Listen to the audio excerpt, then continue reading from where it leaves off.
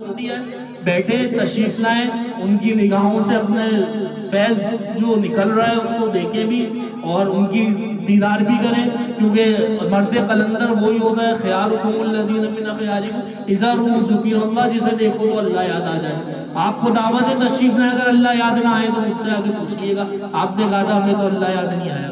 اللہ یاد آئے گا، دیکھ کے بالکل یاد آئے گا، بلکہ واپس آنے کے بعد بھی وہ یاد آئیں گے تو پھر اللہ یاد آئے گا۔ تو انشاءاللہ آپ لوگ جائیے گا، آپ گاؤں حضرات کو دعوت ہے، ہم 3 دن یہاں پر گاڑی کا اہتمام کریں گے۔ ترجمہ صلی اللہ علیہ مناسکن و تب علینا انک انت التواب الرحیم، کہ اے اللہ ہمارے طرف اپنی رحمت کے ذریعے سے رجوع فرما اور بے شک تو توبہ قبول کرنے والا بہت مہربان ہے۔ حضرت ابراہیم اور حضرت اسماعیل نے یہ دعا بھی کی، پھر اس کے بعد جو دعا کی تو اس دعا کے لیے یہ سارے میں نے ترجیح باندھ دی، جو شروع ہوا آگے چلا کہ ربنا وابعث فیہم۔ حضرت ابراہیم نے اس کے بعد دعا کی کہ اے اللہ مبعوث فرما فیہم، ان میں رسولا منہم، ان میں سے ایک رسول۔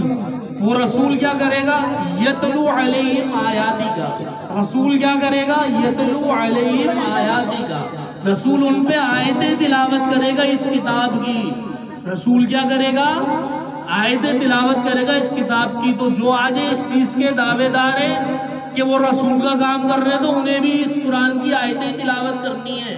اگر رسول کا کام کرنا ہے تو اپنے جادو ٹونے تلاوت نہیں کرو، اپنے کمالات نہیں بتاؤ، کتنے جنات اتار دیے، کتنے مار دیے، ہمیں یہ چیزیں نہ سکھاؤ۔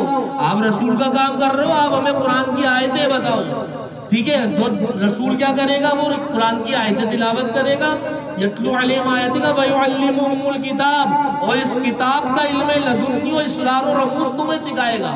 کون سی کتاب؟ قرآن پاک۔ ویزکیہم، اور تمہارے دل کا تزکیہ کرے گا۔ رسول اتنے بڑے بڑے کام کرے گا، رسول چھوٹے موٹے کام نہیں کرے گا کہ وہ آ جاؤ بیٹا ایک کام کرو بکرا کاٹ کے کر دو تو مسئلہ حل ہو جائے گا، یا تعویذ لے جاؤ مجھ سے یہ گنڈا لے جاؤ اور کر دو تو مسئلہ ہو جائے گا۔ رسول ان کاموں کے لیے نہیں بیٹا، رسول آیا تھا ان کاموں کے لیے کہ آیت کی تلاوت کرے آپ کے اوپر، رسول آیا آپ کو کتاب کا علم سکھائے، آپ کے دل کا تزکیہ کرے۔ تو جو دعوے دار ہیں کہ وہ رسول کا کام کر رہے ہیں تو انہیں بھی یہ کام کرنا ہے، اور جو اس کے سے ہٹ کے کام کر رہے ہیں وہ پھر رسول کا کام نہیں کر رہے، وہ اپنا ہی کام کر رہے ہیں اور اپنے ہی جیبیں بھر رہے ہیں۔ انک انت العزیز الحکیم، بے شک اللہ کیا ہے؟ وہ غالب حکمت والا ہے۔ اب آپ نے دین ابراہیم کی ساری چیزیں سن لی کہ دین ابراہیم میں مسجد کی خدمت کرنی ہے، اللہ تبارک و تعالیٰ سے دعا کرنی ہے، ٹھیک ہے، اللہ تعالیٰ سے مسلمان ہونا ماننا ہے، یہ سارے صاحب آپ نے سن لیے۔ اب اللہ آگے کیا فرما رہا ہے؟ اچھا دین ابراہیم میں یہ چیز بھی آ گئی کہ اللہ ایک رسول بھیجے گا۔ کون سے رسول کی بات ہو رہی ہے یہ مجھے آپ کو بتانے کی ضرورت نہیں ہے، ہمارے نبی کی ہی بات ہو رہی ہے، ٹھیک ہے۔ اور آج کے دور میں کچھ لوگ امی لفظ کے عجیب عجیب ترجمے کر رہے ہیں کہ نبی پاک کو علم نہیں تھا یا بے علم تھے یا امی پہ عجیب عجیب باتیں کر رہے ہیں، لیکن وہ رسول اتنے بڑے منصب پر ہے کہ وہ آیتیں اور تلاوتیں جو کوئی نہیں جانتا وہ آیتیں آپ پہ تلاوت کر رہا ہے۔ وہ تو اتنا جسے آپ امی سمجھ رہے ہو، ترجمہ ان پڑھ بے پڑھا بے لکھا کر رہے ہو، وہ رسول اتنا جانتا ہے کہ وہ آیتیں جو دنیا میں کوئی نہیں جانتا، اللہ اپنے فرشتوں ذریعے سے بھیج رہا ہے اور وہ آیتیں جانتا ہے، وہ آپ کو بتا رہا ہے۔ اور وہ کیا کر رہا ہے؟ وہ آپ کو کتاب کا علم سکھا رہا ہے۔ اگر وہ امی ہوتا اور پڑھا لکھا نہ ہوتا یا اس کے پاس علم نہ ہوتا تو وہ کیسے سکھا دیتا؟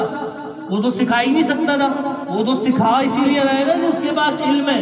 اب علم کیسے ہے وہ اللہ جانے اور رسول جانے، اسی نے دیا۔ وَعَلَّمَكَ مَا لَمْ تَكُنْ تَعْلَمْ، اسی نے دیا، وہی جانے کیسے دیا، کب دیا، کس سن میں دیا، کس عمر میں دیا۔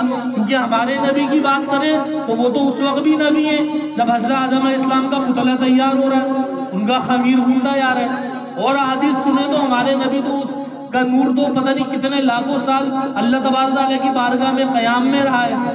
اور اگر ہمارے نبی کی بات کریں تو ایسی احادیث بھی ملتی ہیں، لوگ ضعیف کہتے تھے کہ اول ما خلق اللہ من نوری، کہ میرے نور سے اللہ نے سب سے پہلے میرا نور پیدا فرمایا، پھر اس سے ساری کائنات پیدا فرمائی۔ بھائی یہ تو ضعیف ہوگی، لیکن لولا لما خلقت اظہرت ربوبیت تو ضعیف حدیث نہیں ہے کہ اللہ فرما رہا ہے کہ محبوب اگر میں آپ کو پیدا نہ فرماتا تو اپنا رب ہونا ظاہر بھی نہ فرماتا۔ یہ تو مستند حدیث ہے نا، اس کو تو مان لو کہ اس نبی کی ذات کے لیے اللہ تعالیٰ نے یہ ساری کائنات تخلیق فرما دی۔ تو اس آیت میں جو ساری بات ہوئی وہ ہماری نبی کی آمد، نبی کے حوالے سے ہوئی، اور یہی دین ابراہیم ہے۔ دین ابراہیم کیا ہے آپ نے کہ بیت اللہ کی کو اپنا قبلہ بنانا ہے۔ دین ابراہیم کیا ہے کہ حضرت آپ نے نبی پاک صلی اللہ علیہ وسلم کی رسالت پر ایمان لانا ہے۔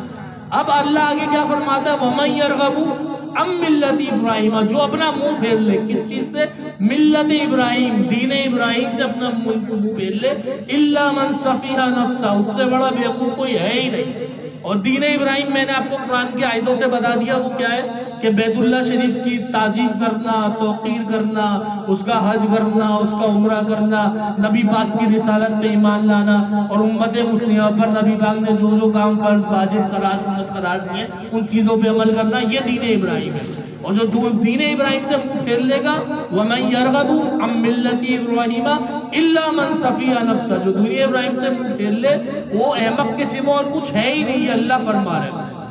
اور وَلَقَدِ اصْطَفَيْنَاهُ فِي الدُّنْيَا، کہ اور اللہ تبارک و تعالی نے حضرت ابراہیم کو چن لیا ہے دنیا میں، مطلب ان کے دین کو اللہ تبارک و تعالی نے پسند کر لیا ہے دنیا میں۔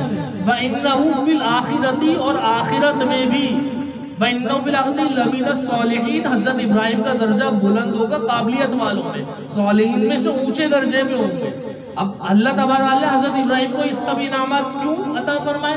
جواب خود رب تعالیٰ فرما رہے ہیں۔ کیا جواب ارشاد فرمایا؟ اِذْ قَالَ لَهُ رَبُّهُ أَسْلِمْ، کہ جب ہم نے ابراہیم سے کہا، کیا کہا کہ اپنا سر تسلیم خم کر دو، اپنی گردن ہمارے سامنے زمین پہ رکھ دو، تو ابراہیم نے فرمایا قَالَ أَسْلَمْتُ۔ آپ میں سے کوئی ہے جو کہتا ہے آج